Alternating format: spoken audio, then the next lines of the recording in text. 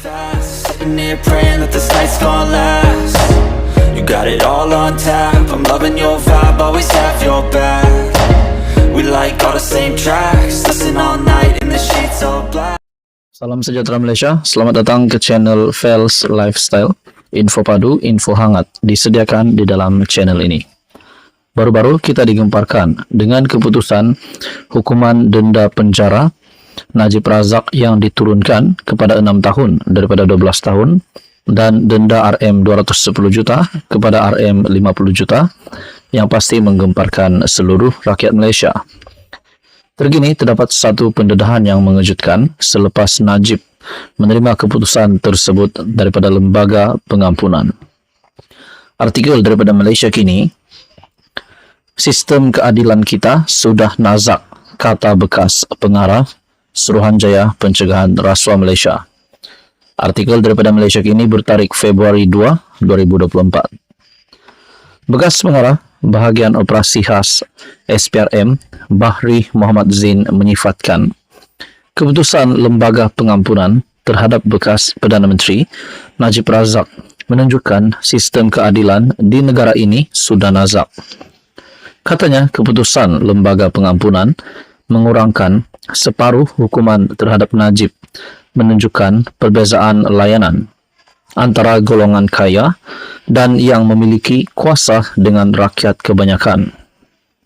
Kita dah menganut sistem keadilan jahiliah di mana si miskin wajib dihukum mengikut undang-undang, manakala si kaya dan yang ada kedudukan akan ada sistem lain yang lebih selesa dan tak perlu ikut hukum 100%. Sukar untuk kita ramalkan apa persepsi seluruh rakyat Malaysia ke atas sistem keadilan kita sekarang.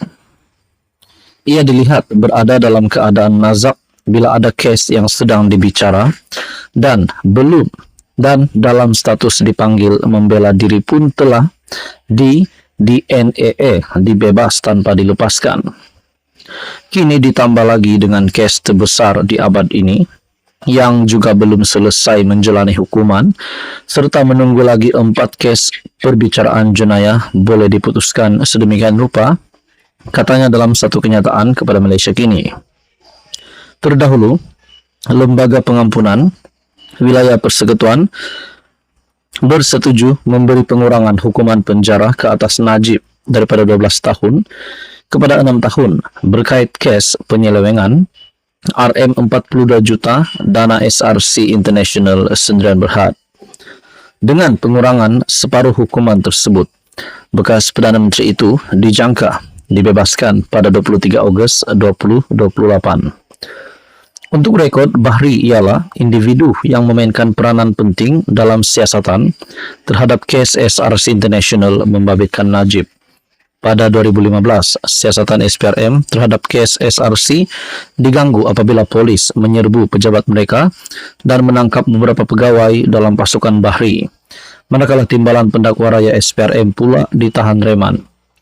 Bahri dan seorang lagi pegawai kanan SPRM, Rohaizat Yaakob, kemudian dipindahkan ke jabatan Perdana Menteri. Bahri kemudian bersalah awal pada 2017, ekoran kekecewaan berhubung kes itu, namun kembali bertugas pada Mei 2018 selepas PH mengambil alih pentadbiran persekutuan. Pada 2022, Bahri mendedahkan bahawa pasukannya berada dalam tekanan ketika menyiasat kes itu dengan fitnah, ugutan dan tawaran habuan agar menghentikan siasatan. Apakah Najib akan diampunkan lagi?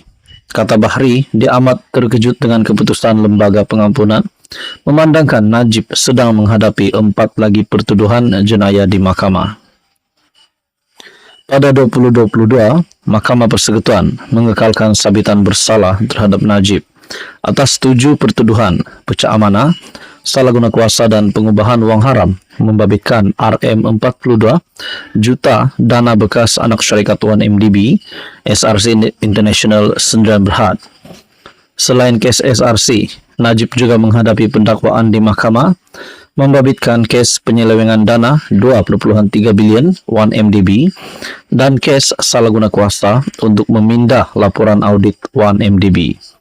dia juga berdepan dua pertuduhan pecah amanah ke atas harta kerajaan Malaysia berjumlah RM6.6 bilion berkaitan bayaran kepada International Petroleum Investment Company dan pengubahan wang haram melibatkan dana SRC sebanyak RM27 juta.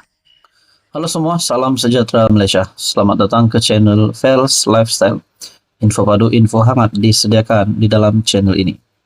Tuan-tuan, sebelum ini kita mendengar beberapa menteri yang membuat pengakuan ataupun pendedahan yang berkait isu pembebasan Najib ataupun pengampunan Najib.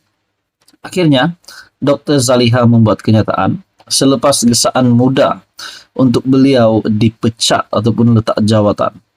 Satu artikel daripada Malaysia Kini, Zaliha, gesaan muda agar saya dipecat tak matang. Menteri di Jabatan Perdana Menteri Wilayah Persekutuan, Dr. Zaliha Mustafa menyifatkan gesaan muda agar dia dipecat susulan pengurangan hukuman penjara ke atas Najib Razak sebagai tidak matang. Zaliha berkata, lembaga pengampunan membuat keputusan itu secara kolektif dan maka gesaan yang dibuat muda itu adalah tidak adil. Itu pandangan pribadilah bagi saya.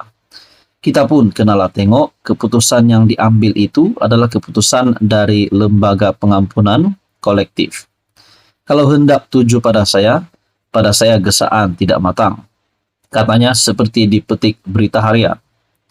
Semalam, Jabatan Perdana Menteri mengesahkan tempoh pemenjaraan Najib dipendekkan dari 12 tahun kepada 6 tahun. Denda yang ditetapkan mahkamah sebelum ini, RM210 juta, juga dikurangkan menjadi RM50 juta. Bermakna Najib akan dibebaskan daripada penjara pada 23 Ogos 2028. Susulan itu mudah menggesa Zaliha dipecat daripada kabinet atas dasar dia gagal menjalankan tugas selaku wakil kerajaan dalam lembaga tersebut. Ditanya jika lembaga pengampunan akan memberikan penjelasan di sebalik pengurangan hukuman Najib, Zaliha berkata dia tiada kuasa untuk menjawabnya. Apa-apa berkaitan pengampunan adalah daripada pihak lembaga. Saya tidak boleh cakap lebih dari itu. Dalam pada itu, Datuk Seri Anwar Ibrahim juga membuat pengakuan Najib boleh rayu pada Agong baru jika tak puas hati. Wow. Ini satu kejutan daripada Perdana Menteri untuk penyokong-penyokong Najib Razak dan kepada mereka yang mengecam pengurangan hukuman denda Najib Razak. Bekas Perdana Menteri Najib Razak boleh merayu kepada yang di Pertuan Agong baru Sultan Ibrahim Sultan Iskandar jika dia tidak berpuas hati dengan pengurangan hukuman yang diberikan oleh lembaga pengampunan.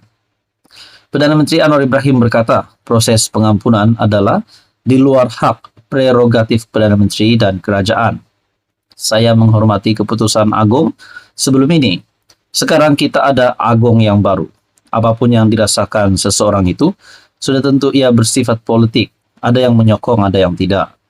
Tetapi mereka tidak boleh mengabaikan hakikat bahwa Anda mesti menghormati hak setiap orang yang disabitkan kesalahan untuk merayu kepada lembaga.